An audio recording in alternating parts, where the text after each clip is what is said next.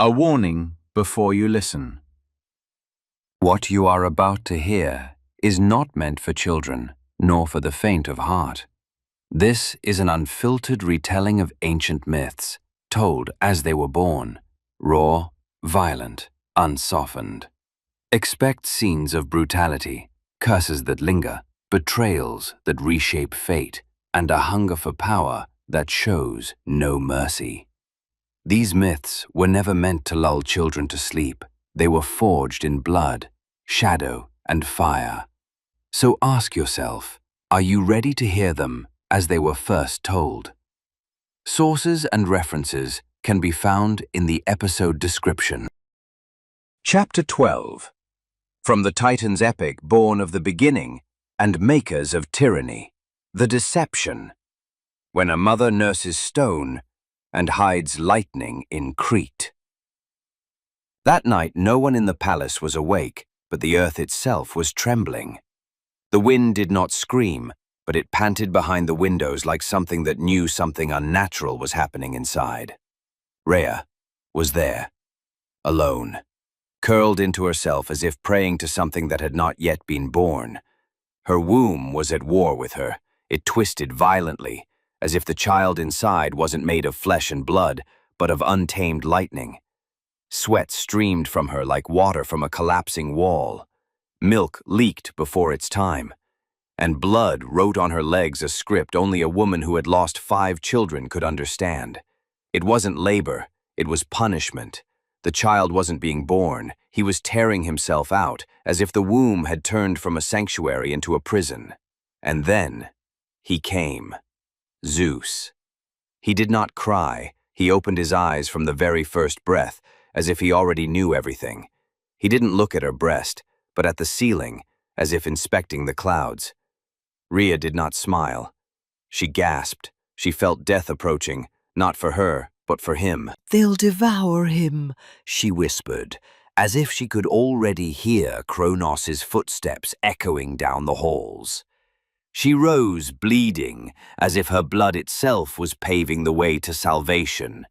She wore nothing but silence, and slipped out of the room like someone committing a sacred crime. In her arms, a child who did not cry, but pulsed like a bomb. She left the palace. No goodbyes, no map, just feet that walked, and a heart that knew where they must go. Crete. The path to it was not a path, it was a curse. Thorns, mountains, forests that opened their mouths but didn't swallow her. She walked, dripping milk, blood, and sweat, as if her body was inscribing a prophecy no one would read.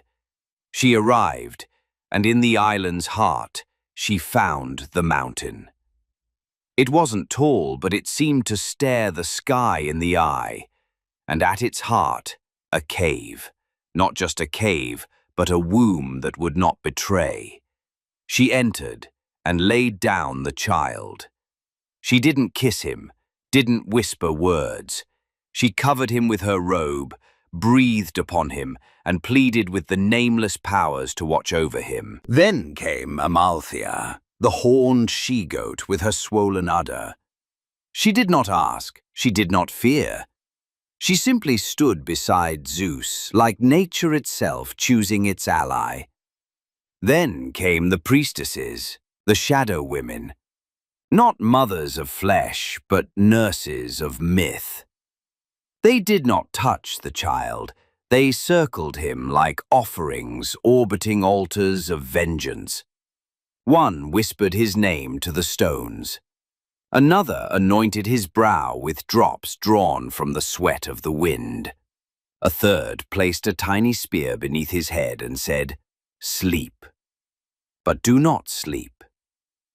Some called them nymphs, others priestesses of the shadow, but none dared deny their role. They were the first to cradle the lightning. They came to the child, they looked at Rhea, and somehow they knew what must be done. Rhea said nothing. She stood for a moment, then whispered to him, "They won't find you here. And if they do, let the end come upon their corpses. She left the cave, like someone burying her own heart and returning to finish the funeral.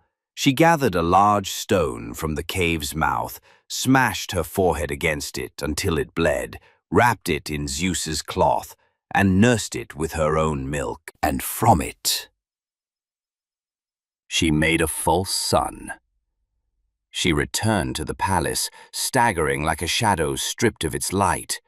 As she stepped inside, silence cracked. Cronus was coming. She heard his footsteps like the tolling of a final bell. He entered the room, didn't look at her, didn't ask, didn't smile. He spoke, cold and flat. "Where is he?" She lifted her arms and offered him the lie, as one offers sacrifices to a starving god.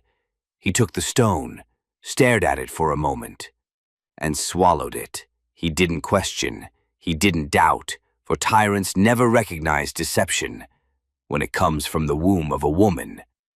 Rhea bowed, not in submission, but to hide a laugh that nearly escaped her veins, a laugh that said one thing only: the lightning was never swallowed.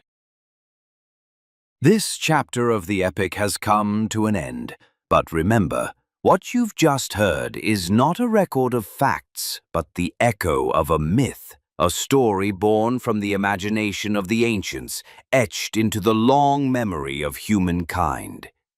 If this tale stirred something in you, if it opened a door to reflection or wonder, don't forget to support the channel and share the journey with those you love.